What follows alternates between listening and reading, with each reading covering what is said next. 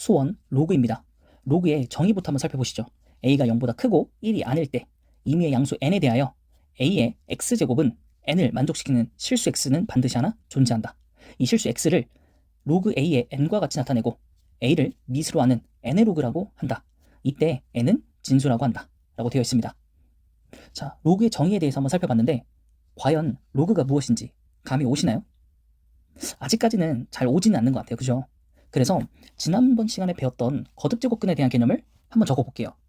x의 n제곱은 a다. 우리는 이때 어떤 걸 학습했었냐면 도대체 x가 뭐냐는 거예요. 어떨 때? n제곱해서 a가 되는데 그 수가 되는, 우리가 거듭제곱근에서 이런 걸 학습을 했던 거죠. n제곱해서 a가 될 건데 그게 바로 누구냐라는 거예요. 근데 이번 로그에서는 어떤 걸 학습하는 거냐면 a가 있는데 이것을 도대체 몇 번 제곱하면 n이 되겠는가라는 거예요. 조금 미묘하게 다른 거죠. 그죠? 어떤 걸 n제곱하면 a가 되겠냐를 찾는 것과 a를 몇 번 제곱하면 n이 되겠냐라고 찾는 거. 이해되시나요? 자, 그래서 이 몇 번 제곱하는 건지를 구하기 위해서 로그라는 기호를 도입한 거죠. 그래서 이 a를 좌변에서 우변으로 이동할 때 로그라는 기호를 붙이면서 a를 밑에 첨자로 붙여줍니다. 그리고 n을 살짝 옆에 위로 적어주는 거죠. 근데 이때 a를 미수로 부른다고 하네요. 근데 우리가 이 로그로 고치기 전에도 사실 a는 미시라고 불렀습니다. 그래서 용어에서 통일성은 좀 있어 보이네요. 그리고 새롭게 등장하는 이 n, 이 위치는 진수라고 정의를 합니다. 자, 그리고 최초의 로그의 정의에서 이미 미세 조건이 결정됐습니다. 양수이면서 1이 아닌 거. 그렇게 되면 당연스럽게 이 지수 쪽에서 보면 n은 양수가 나올 수밖에 없습니다. 그래서 이것은 외우는 게 아니라 이해가 어느 정도 된 상태에서 자연스럽게 나오는 게 제일 중요합니다. 네, 앞으로 정의를 이용해서 문제가 출제될 것이기 때문에 미세 조건과 진수의 조건은 꼭 이해하시기 바라겠습니다. 자, 그 다음 로그의 성질에 대한 것들이 나오는데요. 일부는 이해해야 되는 것들이 있고요. 일부는 암기가 되어야 합니다. 어쩔 수 없이요. 그래서 4번부터 8번까지는 암기가 좀 돼야 되고요. 1번부터 3번까지는 이해가 가미가 된 것이라고 생각하면 됩니다. 자, 그래서 우선 1번 보시면 두 가지가 나와 있습니다. 로그 a의 1은 0이고 로그 a의 a는 1이다. 이렇게 되어 있는데 이것을 전부 다 지수 형태로 바꿔주시면 이해가 빠릅니다. 1만 두고요. 로그 a를 다시 우변으로 옮겨주면 a의 0제곱은 1이다. 우리 이미 알고 있는 거죠. 그 다음에 우변으로 로그 a를 넘겨주면 a의 1제곱은 a가 된다. 맞는 말이죠. 2번과 3번의 성질은 증명하는 방법이 있습니다. 하지만 모른다고 해서 크게 문제되는 건 아니기 때문에 어떤 식으로 개념을 이해하고 넘어갈 거냐면 지수법칙과 반대네 라고 이해할 겁니다. 자, 지수법칙에서 곱하기를 하면 더하기가 됐었죠. 로그에서는 더하기를 하면 진수끼리 곱하기가 됩니다. 로그에서 빼기는 진수끼리의 나누기가 됩니다. 이해되셨죠? 지수에서는 곱하기가 더하기가 된 거고 나누기가 빼기가 된 건데 로그에서 진수는 더하면 곱해지고 빼면 나눠진다. 이렇게 반대다라고 이해하시는 게 훨씬 더 도움이 됩니다. 자, 이제 로그의 정의와 로그의 성질을 이용해서 예제들을 한번 풀어보도록 하겠습니다. 자, 첫 번째 예제는요. 로그의 정의에 관련된 문제입니다. 자, 미세 조건이 뭐였습니까? 양수고 1이 돼서는 안 됩니다. 그래서 x는 마이너스 6보다 커야 되고요. x는 마이너스 5는 제외해야 됩니다. 그러면서 진수의 조건이 뭐였습니까? 무조건 양수.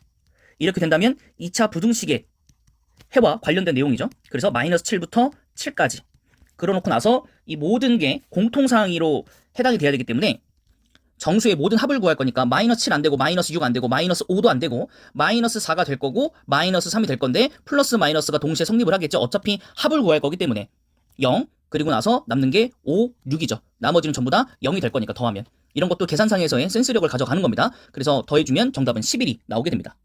자, 두 번째 문제는 로그의 성질 문제입니다. 우선 밑이 같기 때문에 로그에서의 빼기는 나누기가 됩니다. 진수에. 그래서 48을 3으로 나눠주게 되면 16이 됩니다. 그리고 16은 2의 4제곱이 되죠. 이렇게 어부바 자세가 나오면 앞으로 나오시면 됩니다. 그래서 4의 로그 2의 2가 되고 2의 2는 뭐가 됩니까? 1이 됩니다. 그래서 이 결과는 4가 됩니다. 그리고 마찬가지로 로그 3의 9는요. 로그 3의 9는 9가 3의 제곱이기 때문에 여기도 마찬가지 어부바 자세가 나왔기 때문에 앞으로 튀어나가면 2의 로그 3의 3이 되기 때문에 2가 됩니다.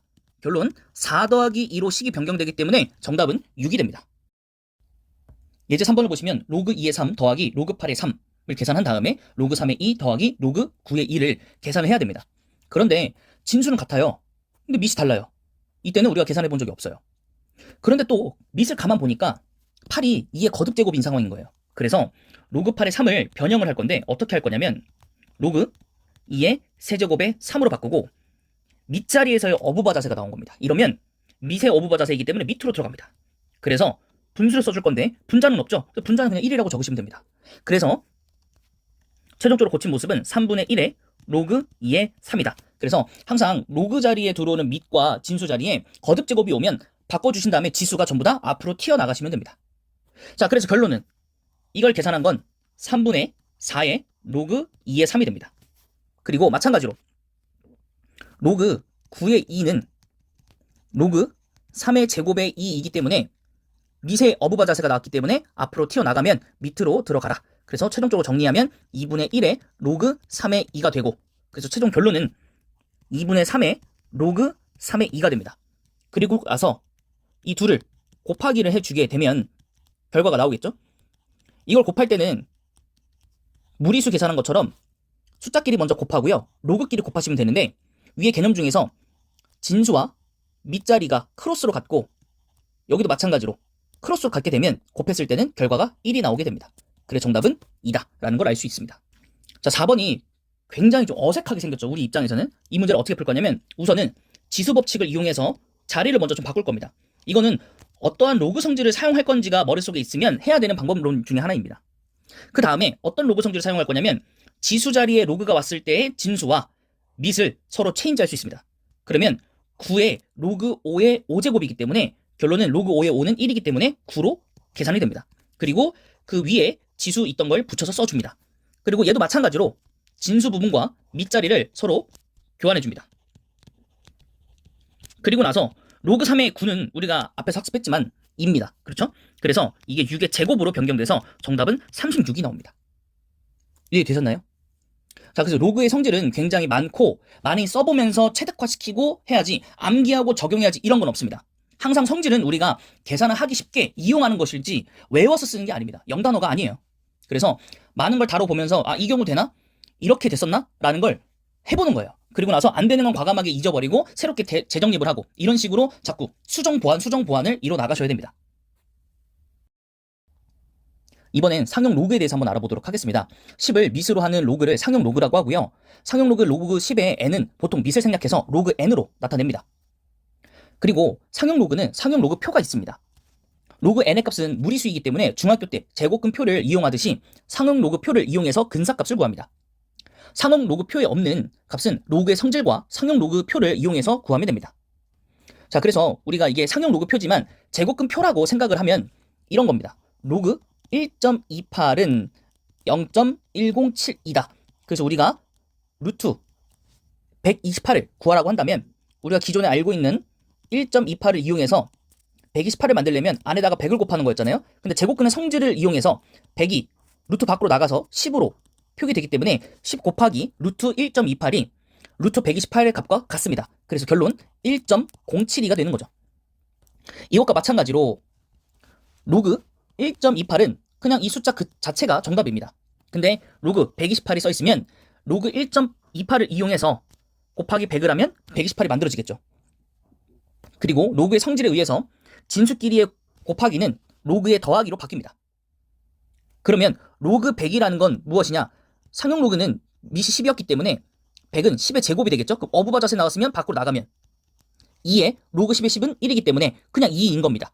그래서 바꿔 얘기하면 로그 128은 로그 1.28 더하기 2가 되는 거죠. 그래서 위에서 구했던 0.1072에다가 2를 더해서 2.1072가 되는 겁니다. 자, 그러면 5번, 6번 예제를 한번 풀어볼 텐데 5번은 우리가 위에서 했던 내용과 비슷합니다. 근데 6번은 또 약간은 다른 얘기를 하고 있습니다. 자, 한번 보시면 로그 4.73이 0.6749라고 나와 있고요. 두 조건을 만족시키는 A, B를 더해달라고 했습니다. 473이 나왔습니다. 그러면 473은 4.73을 100으로 곱하면 표현이 됩니다. 그래서 여기에 로그를 붙여주시고 로그의 성질을 이용하면 로그 4.73 더하기 로그 100이면 2죠. 그래서 여기서의 나오는 a의 값은 뭐다? 2.6749가 된다라는 거죠. 자, 이번엔 로그 b입니다. 근데 이게 마이너스 1.3251입니다. 자, 밑에서도 한번 할 거니까 우리가 어떤 개념을 쓸 거냐면 여러분 이거를 정수 부분과 소수 부분으로 나누게 되면 마이너스 1 하고 0.3251 맞습니까? 아니죠. 왜냐? 이 둘을 더하면 위에가 나오나요? 안 나오죠. 그래서 음수일 때는 정수 부분과 소수 부분을 잘 뜯으셔야 되고요. 소수 부분은 무조건 양수입니다. 그래서 얘가 마이너스 1을 정수로 가지면서 소수를 뭘 더했을 때 이게 나오는지 찾는 거죠. 그게 바로 0.6749가 되는 겁니다. 자, 그러면 0.6749는 뭐였습니까? 로그 4.73이었습니다. 자, 그럼 마이너스 2는 뭐가 될까요? 로그 100이 상용 로그에서 2였으니까 마이너스면 반대였겠죠? 그렇죠. 0.01이 되는 거죠. 100분의 1. 그래서 이게 로그 0.01이 되고요. 이 둘을 더하는 건 곱하기가 되는 거니까 로그 0.0 소수점 4자리니까 473 이렇게 되겠네요. 그래서 A하고 B를 더해 주시면 2, 7.2 이렇게 되겠네요. 네, 2가 굉장히 많이 나오네요. 네, 2.7222 이게 정답입니다. 이해되셨나요? 자, 중학교 3학년 때 나왔던 내용들이 좀 다수 포함이 되어 있습니다.